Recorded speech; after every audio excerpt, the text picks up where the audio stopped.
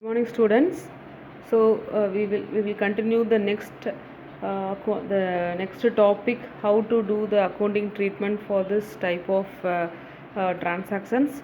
Okay, so 15th sum, problem 15 is relating to the interest on capital and loan. Okay, so just life insurance premium, interest which is paid by means of check, drawings and all. Okay, just you try to do the sum. Okay, so you have tried to do the sum. If you are having any doubt, I will explain in the next class, but you have to try to do that sum.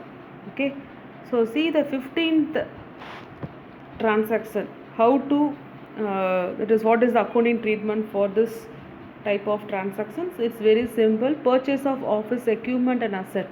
It's very simple, no, we already know. So instead of if it is the purchase of goods, we will debit the purchase account. Instead of goods, we are mentioning the name purchase account. And if the name of the asset is insisted, means we have to debit the name of that the relevant asset. For example, if it is office equipment or machinery, whatever we will debit the machinery account or plant and machinery account, whatever it may be, and we will credit the cash account. This is the first one. See the next one. Expenses incurred on the purchase of assets, including the installation or some other repairs. So whatever the expenses which is spent on that asset, it's also to be added to that cost of the goods, cost of that asset. Okay, so what is the expenses which is spent on that asset, we have to include with that cost of the asset. Okay, so we already discussed in the last problem, no, in some on example sum, the cost of that machinery, and it includes installation charges, repair charges. We add all the amount, and the total amount is to be debited with that machinery or asset account. Okay, so carriage and insurance paid on behalf of the buyer. Okay, so if that carriage and insurance paid is one of the expenses which is charged from the buyer. So the expenses are to be charged from the buyer, and we have to debit the, it is paid on behalf of the buyer.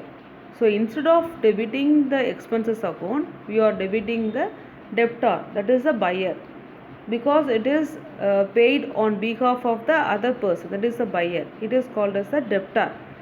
Okay, so we are debiting the name of the person, that is the debtor account is to be debited, and if it this is the insurance, this is the expenses, no, so the amount is going outside, so credit part goes out, cash account. Understood?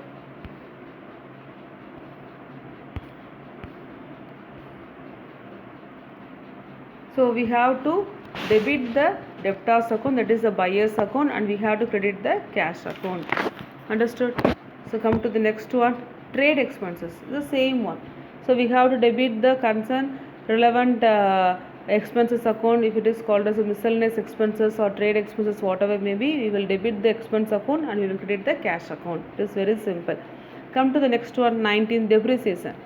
So I already explained, no, depreciation means the value of the asset decreases due to the continuous use throughout the year. So it is also called as a reduction in the value of that asset.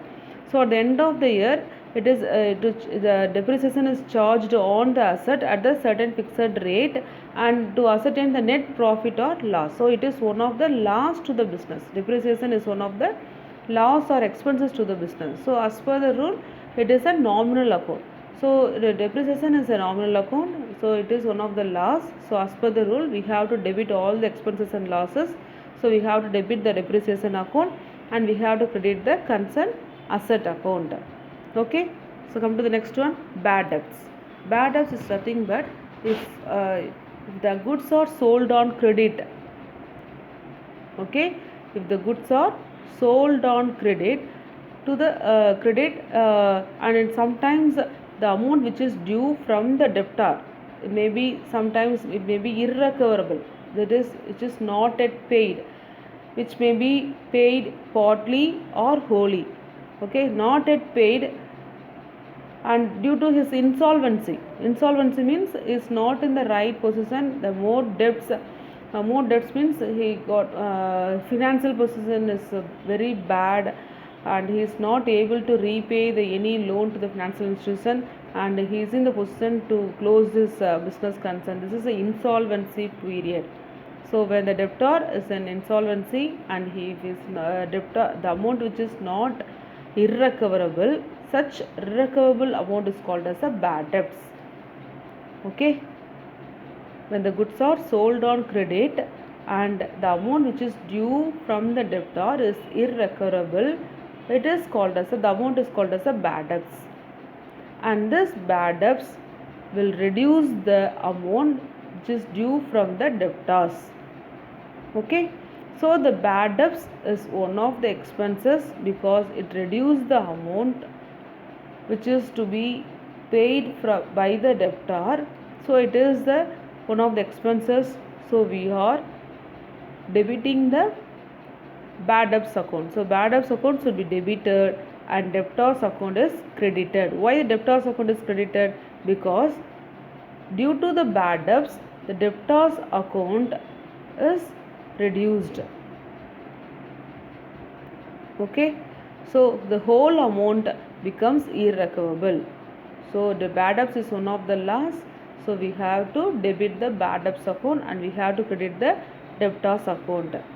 Okay, so next one, when part of the amount becomes irrecoverable, that is 50% or 75% is irrecoverable. Okay, so how much amount is received is to be debited with the cash account, and the amount which is not recoverable to be debited to the bad debts account, and the debtor account is, as usual, we have to credit the debtors account.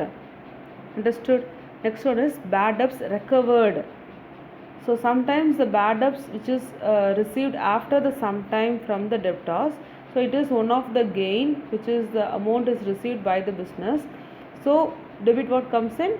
Cash account is coming. Cash account is to be debited and we have to credit the bad debts recovered account. Understood? It's very simple only. Okay, by understanding the concept you can write the entries by yourself. Okay, so see the 16th sum.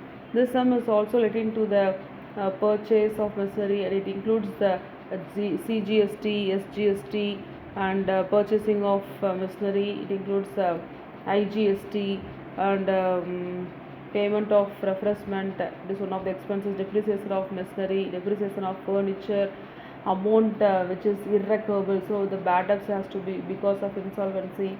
So bad debts is coming in this sum, and 670 which was written as bad debts is recovered. So certain amount 670 is recovered. So you have to write the journal entry which is the irrecoverable entry. We have to write that, and another one is the same. Okay, so what is the Lakshya who owes rupees 2000? See the last one, eighth transaction. Lakshya who owes means debt amount, the loan amount 2500 became insolvent.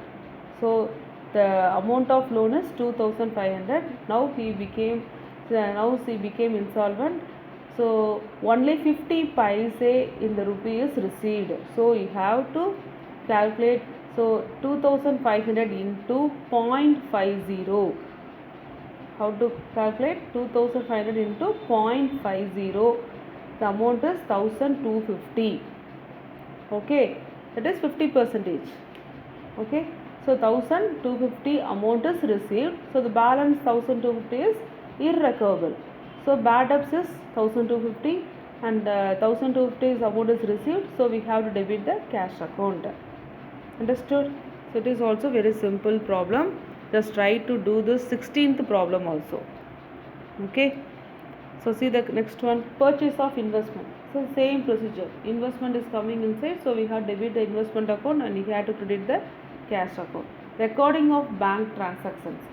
So if any transactions is related to the bank, we have to, instead of writing the cash, we have to debit or credit the bank account.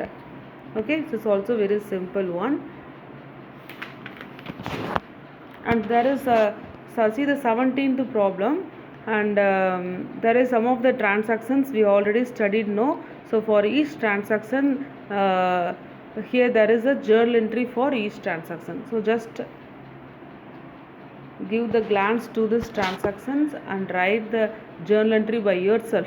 Okay, try to write the journal entry for these transactions. There is a 13 transactions and the journal entry is also in this transactions, but you try to write the journal entry by yourself. Okay, and see the 17th problem. So up to the transactions we studied, no.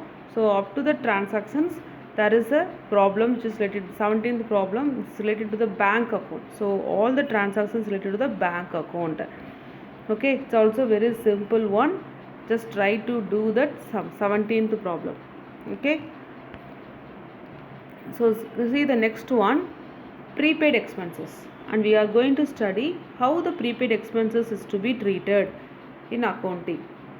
That is how to write the journal entry if there is a prepaid expenses. So I already explained outstanding expenses and prepaid income or the liability, and outstanding income and prepaid expenses or an asset. Okay,